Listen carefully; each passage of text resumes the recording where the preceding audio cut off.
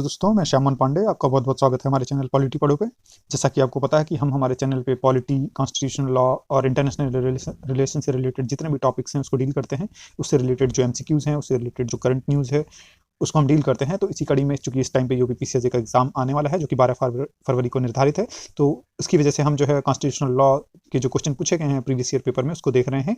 तो हमने जो है इसके पहले और सारे जो पेपर्स के क्वेश्चन थे, 2018 का यूपीपीसीएससी का जो पेपर था उसके कॉन्स्टिट्यूशनल लॉ के क्वेश्चन को डिस्कस कर लिया है, 2016 के क्वेश्चन को डिस्कस किया हमने, और 2015 के क्वेश्चन को डिस्कस कर लिया है। और इसी की कड़ी में हम जो है 2013 का पेपर डिस्कस करने जा रहे हैं।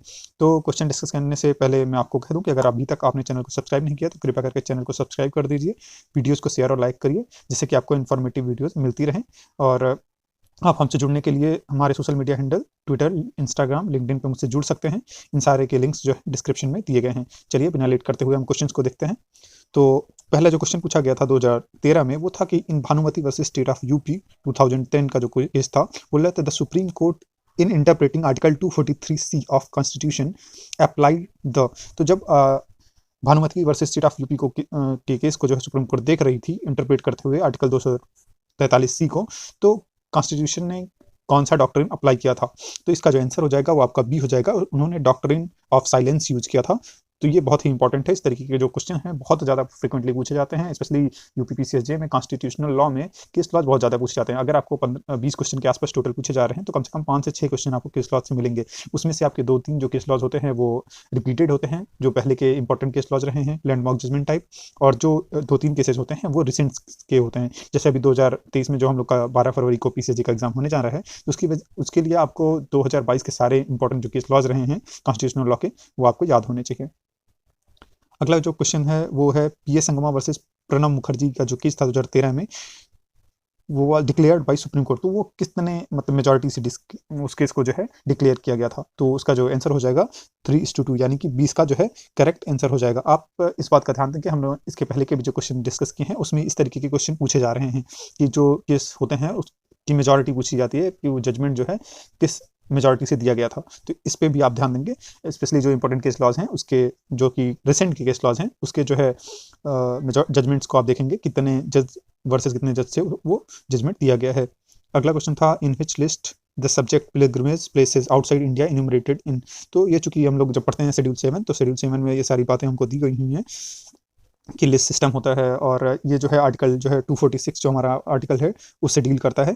तो ये जो बात है पिलग्रिमेज प्लेसेस आउटसाइड इंडिया, चूंकि यहाँ पे आउटसाइड इंडिया की बात करी गई है तो ये सारे जो टॉपिक्स होते हैं यूनियन लिस्ट के अंतर्गत आ जाते हैं। तो इससे ए इसका करेक्ट आंसर हो जाएगा। अगला क्वेश्चन पूछा था order of the election commission to cover statues of elephant being election symbol of a political party during election period. तो ये पूछ रहा है कि जो इलेक्शन कमीशन ने स्टैच्यूज हैं जो लखनऊ में मायावती ने बनवाया था, तो उसको कवर कर दिया था इलेक्शन के टाइम पे, तो क्या ये वायलेटिव है आर्टिकल 25 का या नहीं है, या फिर अफेंड करता है प्रीएम्बल ऑफ कॉन्स्टिट्यूशन को, या फिर इन्फ्रिंज करता है article 19(1)(a) of the constitution को? इसका जो आंसर हो जाएगा वो ए हो जाएगा कि does not violate article 25 of the constitution. ये आर्टिकल 25 ऑफ कॉन्स्टिट्यूशन को वायलेट नहीं करता है, क्योंकि पॉलिटिकल उन्होंने जो है एलिफेंट्स बनाए थे। फिलहाल हो सकता है उनका एजेंडा ना रहा हो कि वो पॉलिटिकल पार्टी की वजह से बना रही हैं, just as a tourist place बनवा रही हैं, लेकिन फिर भी जो है वो वायलेट जो है आर्टिकल 25 ऑफ कॉन्स्टिट्यूशन को नहीं करता है। आप इस बात का ध्यान देंगे।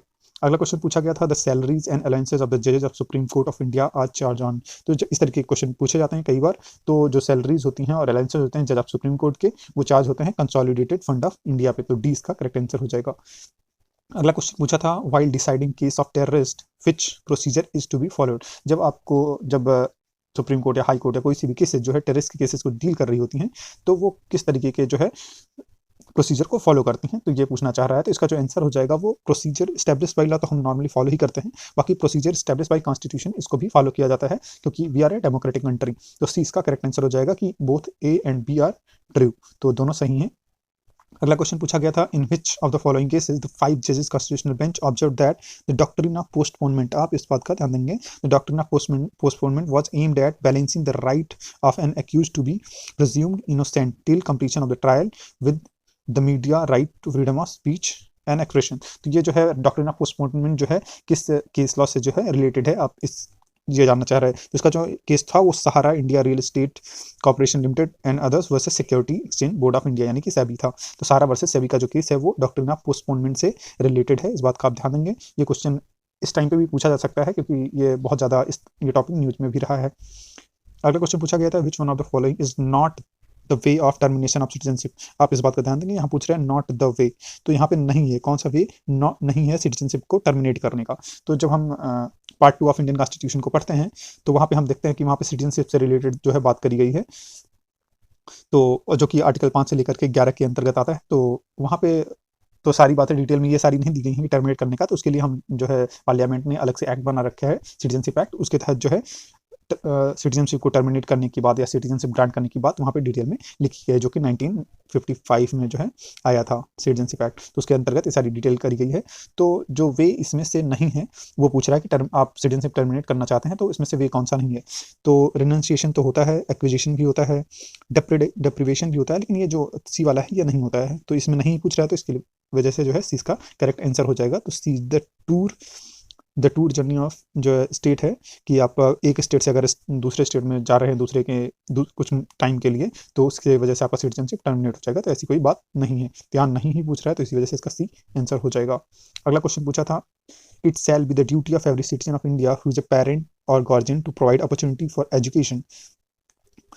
तो अपॉर्चुनिटी फॉर एजुकेशन की बात कर रहे हैं to his child and ward, और आप इस बात का ध्यान देंगे यहाँ पे 6 and 14 ईयर्स की बात हो रही है ये।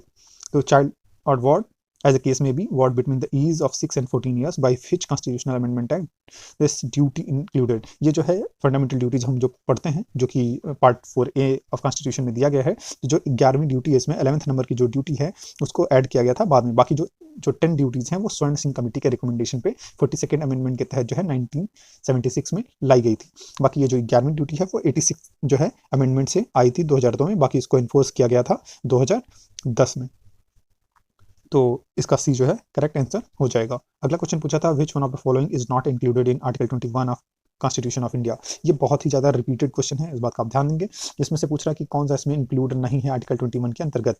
तो राइट टू लाइफ आता है, राइट टू लाइवलीहुड आता है, राइट टू डिग्निटी भी आता है, लेकिन राइट टू डाई जो है नहीं आता है। आप हम जब डिटेल में देखेंगे तो इसमें मैं आपको बताऊंगा कि किस तरीके से जो है ये जो राइट टू डाई का केस है वो डिसाइड हुआ है आर्टिकल 21 के अंतर्गत। और इसमें जो है ज्ञान कौर का केस हुआ था, आपको पता होगा। इसमें जो ज्ञान कौर का केस हुआ था उसके अंतर्गत ये बात बोली गई थी कि जो राइट टू डाई है वह राइट टू लाइफ का पार्ट नहीं है। तो ज्ञान कौर स्टेट ऑफ पंजाब का जो केस था उसमें ये डिसाइड किया गया था। तो आगे चलते हैं, तो इसका फिलहाल आंसर जो हो जाएगा वो राइट टू डाई हो जाएगा, कि राइट टू डाई जो है आर्टिकल 21 के अंतर्गत नहीं आता है।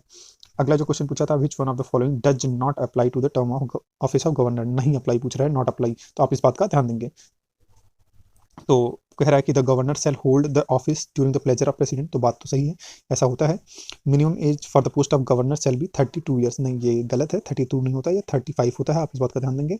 और फिर बोल रहा है कि the governor may resign by the hand written sign address to the president, ये भी सही है। The term of office of governor जो है वो 5 ईयर होती है, ये भी सही है। तो इसमें नहीं पूछ रहा है, तो इसका बी जो है करेक्ट आंसर हो जाएगा, क्योंकि मिनिमम जो एज होती है पोस्ट ऑफ गवर्नर के लिए वो 35 ईयर्स होती है, ना कि 32 ईयर्स। तो इसका बी जो है वो गलत हो जाएगा।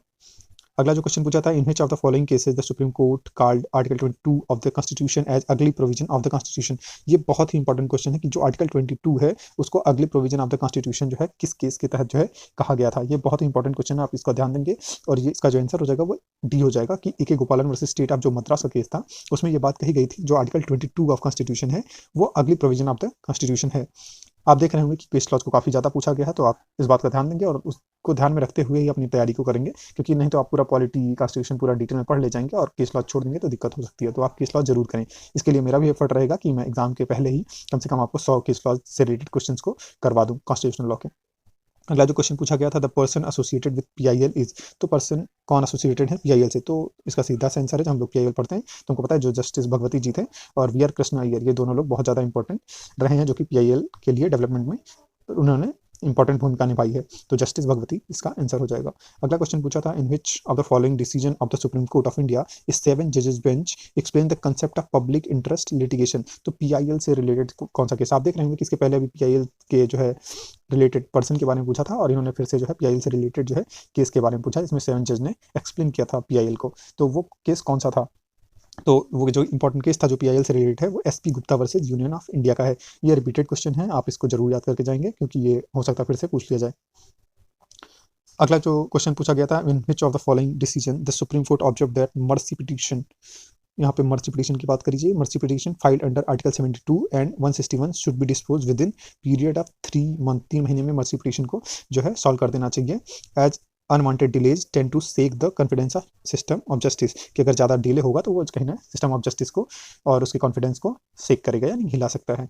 यानी कि जल्द से जल्द जो है मर्सी पिटीशन को सॉल्व करना चाहिए। तो इसमें जो है 3 महीने के टाइम की बात करी गई है। वो केस जो है कौन सा था जो कि मर्सी पिटीशन से डील करता है। तो इसका जो आंसर हो जाएगा वो सी हो जाएगा कि Sher Singh versus state of Punjab. आप ये वाला क्वेश्चन फिर से देख के जाइए, क्योंकि मर्सी पिटीशन, क्यूरेटिव पिटीशन, ये सारे बहुत न्यूज में रहते हैं। तो मर्सी पिटीशन से जो रिलेटेड केस है वो Sher Singh versus state of Punjab का है। और बाकी अगर आपको क्यूरेटिव पिटीशन पूछेगा, इंपॉर्टेंट उससे रिलेटेड कोई केस आता है, तो उसमें हुर्रा वर्सेस हुर्रा का केस आता है, वो आप जो है उसको आंसर लगाएंगे। अगला क्वेश्चन पूछा था, mention the chronology of the following judgments of the supreme court of India starting from earliest up to the latest case use the given below. अब इस तरीके के कुछ जब केस जब आते हैं या क्वेश्चन जब आते हैं कि आपको इस तरीके से टाइमलाइन पूछी जाती है, तो हो सकता है कि एक आधा आपको पता है, बाकी नहीं पता है। अगर आप एक आधा से लगा सकते हैं तो ठीक है, बाकी इस तरीके के क्वेश्चन आपको लेफ्ट कर दीजिए, ज़्यादा अच्छा रहेगा, अदरवाइज आपके मार्क्स कट सकते हैं। तो फिलहाल जो अखिल भारतीय, वैसे आप इस तरीके इसको लगाने के लिए कोशिश कैसे कर सकते हैं, जैसे AIIMS student versus union versus AIIMS का जो केस है, ये फोर्थ वाला AIIMS students union versus AIIMS का, ये जो केस था ये 2001 में आया था। ये सबसे बाद का केस था इन सारे में से, लेकिन हमको वैसे पता है नहीं कि इसमें से और कौन सा पहले आया था, तो हम थोड़ा सा लगा नहीं पाएंगे। बाकी MR. Balaji versus state of Mysore जो है बहुत इंपॉर्टेंट केस है, और ये 1962 में आया था, और इसमें इन्होंने चूंकि बहुत ज़्यादा फ्रिंज टाइप के केस भी पूछे हैं, तो इसलिए दिक्कत है। बाकी Indira Sahni versus union of India important case है, ये 1992 में आया था। बाकी जो पहला है अखिल भारतीय शोषित कर्मचारी संघ वर्सेस यूनियन ऑफ इंडिया, ये जो है 1981 में ये आया था। तो इस हिसाब से जब हम इसको अरेंज करेंगे earliest up to latest case में, तो इसका जो आंसर हो जाएगा वो 3, 1, 2, 4, यानी कि ए इसका जो है करेक्ट आंसर हो जाएगा। आप इस बात का ध्यान देंगे आप, लेकिन इस तरीके अगर क्वेश्चन कर पाए तो अच्छी बात है, नहीं तो इस तरीके के क्वेश्चन आप छोड़ सकते हैं, कोई बहुत दिक्कत नहीं होगी, क्योंकि टोटल अगर 150 क्वेश्चन टोटल आता है पीसीएसजे में, तो उसमें से मोस्टली ऐसे 2-3 क्वेश्चन ही इतने ज़्यादा टफ तरीके के बनाए जाते हैं। अगला जो क्वेश्चन है वो पूछा था, the binding force behind the directive principle of state policy is. तो बाइंडिंग फोर्स क्या होता है directive principle of state policy के लिए, जो डीपीएसपी हम पढ़ते हैं, जो पार्ट 4 ऑफ इंडियन कॉन्स्टिट्यूशन में आता है, उसमें बाइंडिंग फोर्स क्या होता है, क्योंकि वो नॉन जस्टिसेबल नेचर का होता है। तो बाइंडिंग फोर्स फिलहाल उसमें क्या होता है, इसका जो इसमें public opinion, government, constitution, administration, ये चूंकि क्वेश्चन बहुत अप्रोप्रिएट नहीं था, इसको इसी वजह से डिलीट कर दिया गया था। तो क्योंकि बाइंडिंग फोर्स जैसा डीपीएसपी में बहुत ऐसा कुछ नहीं है, बस ये एक तरीके से रहता है कि गवर्नमेंट को कहा गया है ये चीज़ें उनको करनी है, क्योंकि डीपीएसपी नॉन जस्टिसेबल है, तो that is not a binding kind of force. तो अगला क्वेश्चन देखते हैं, पूछा था प्रोरोगेशन का मतलब क्या होता है। प्रोरोगेशन मीन्स, प्रोरोगेशन का मतलब क्या होता है उसको पूछ रहा था। तो इसमें जो पहला दिया हुआ है, inviting the member of parliament, तो ऐसा कुछ तो होता नहीं है। Asking speaker to hold the session of Lok Sabha, ऐसी कोई बात नहीं होती है। डिसोल्यूशन ऑफ लोकसभा, डिसोल्यूशन तो एक अलग से टर्म है। बाकी टर्मिनेशन ऑफ जो सेशन है, कि एक जो सेशन चल रहा होता है, जैसे हमारे यहाँ पे सेशन होते हैं, विंटर सेशन होता है, समर सेशन होता है, तो बजट सेशन होता है, तो अगर कोई सेशन चल रहा है और वो सेशन ही टर्मिनेट कर दिया गया है, तो उसको प्रोरोगेशन कहते हैं। आप इस बात का ध्यान देंगे।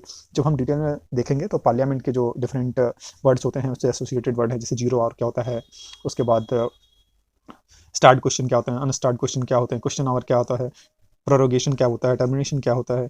तो ये सारी बातों को हम डिटेल में पार्लियामेंट्री जब लेक्चर देखेंगे, पार्लियामेंट एंड एसोसिएटेड टर्म्स, तो उसमें हम लोग डिटेल में करेंगे इसको। अगला जो क्वेश्चन पूछा गया था वो था, which one of the following statement is not correct. इसमें नॉट करेक्ट पूछा था, आप इस बात का ध्यान देंगे।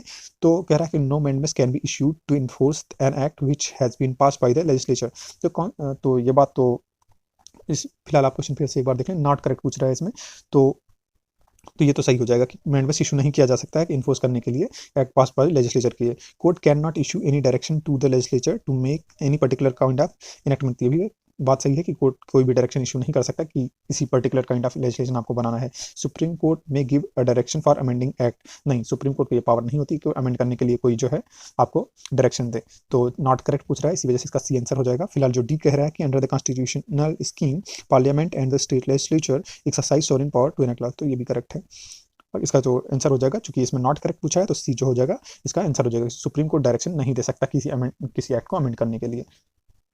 अगला जो क्वेश्चन पूछा था, in which provision of the constitution of India is incorporate the principle of collective responsibility. ये भी रिपीटेड क्वेश्चन है, इसके पहले भी एग्जाम्स में ये पूछा जा चुका है। तो कलेक्टिव रिस्पॉन्सिबिलिटी से रिलेटेड जो है प्रिंसिपल ऑफ कलेक्टिव रिस्पॉन्सिबिलिटी कहाँ पे दिया गया है, तो इसका जो आंसर हो जाएगा आर्टिकल 75 सब क्लॉज 3। आप सब क्लॉज भी याद करके जाएंगे, क्योंकि इसके पहले जो क्वेश्चन पूछा था वहाँ सब क्लॉज में तो नहीं दिया था, केवल आर्टिकल पूछा था, लेकिन आपको यहाँ पे सब क्लॉज पूछा है, तो आप कंफ्यूज हो सकते हैं। इस वजह से आर्टिकल 75 सब क्लॉज 3 जो है प्रिंसिपल ऑफ कलेक्टिव रिस्पॉन्सिबिलिटी की बात करता है, आप ये बात याद करके जाएंगे। तो ये सारे जो है और बाकी अगला जो क्वेश्चन पूछा था वो पूछ रहा था discrimination by the law in the marriageable age of a boy, क्योंकि जो हमारे यहाँ पे जो कानून अभी पे है उसमें है कि जो अगर जो मैरिजेबल होती है, शादी करने की एज होती है, बॉय के लिए 21 साल और लड़की के लिए 18 साल है, तो वो क्या अफेंड करता है आर्टिकल 14 को कि नहीं अफेंड करता है, वो रूल ऑफ लॉ के अगेंस्ट में है या फिर वायलेट करता है ह्यूमन राइट को, नहीं। तो इस तरह के क्वेश्चन पूछ रहा है, तो ये जो हो जाएगा ये does not offend the article 14 of the constitution. ये चूंकि फिजिकल कंडीशन को ध्यान में भी रख के जो है और काफ़ी कंडीशंस को ध्यान में रख के ये प्रोविजन बनाया गया है, तो ये जो है अफेंड नहीं करता है आर्टिकल 14 जो है इक्वलिटी बिफोर लॉ को and equal protection of law को, रूल ऑफ लॉ को वो जो है ऑफेंड नहीं करता है। तो इसका बी जो है आंसर हो जाएगा। तो इस सारे जो है इंपॉर्टेंट क्वेश्चंस रहे हैं जो कि इसके पहले एग्जाम्स में, जो कि पीसीजे के 2013 के एग्जाम में पूछे गए हैं, और जो एक और सारे रिसेंट के एग्जाम्स हुए, जो 18 का एग्जाम था, 2016 का एग्जाम, 2015 का एग्जाम, इन सारे के क्वेश्चन को हमने डिस्कस कर लिया है। वो सारे भी लेक्चर आप जा करके देखें, जिससे आपको पता लगेगा कि किस तरीके के क्वेश्चन कॉन्स्टिट्यूशन लॉ में यूपी पीसीएसजे में पूछे जा रहे हैं। ये काफ़ी आपको हेल्प करेगा आपके प्रिपरेशन में, और अगर आप ये वाला अटेम्प्ट दे रहे हैं तो अच्छी बात है, नहीं तो ये आपको अगले अटेम्प्ट में भी एक तैयारी के लिए बेस प्रोवाइड करेगा कि आपको क्या क्या चीज़ें पढ़नी है, जिससे कि आपका टाइम भी सेव हो सके और आप अच्छा कर भी सकें। तो अगर अभी तक आपने चैनल को सब्सक्राइब नहीं किया तो कृपया करके चैनल को सब्सक्राइब कर दीजिए, वीडियोज़ को लाइक करिए, शेयर करिए, और अगर मुझसे जुड़ना चाहते हैं तो आप मेरे social media handles Instagram, Twitter, LinkedIn पे मुझसे जुड़ सकते हैं। इन सारे सोशल मीडिया के जो लिंक्स हैं डिस्क्रिप्शन में दिए गए हैं। तो बहुत बहुत धन्यवाद, thank you so much. Please like and share the videos and subscribe my channel polity पढ़ो। Have a nice day.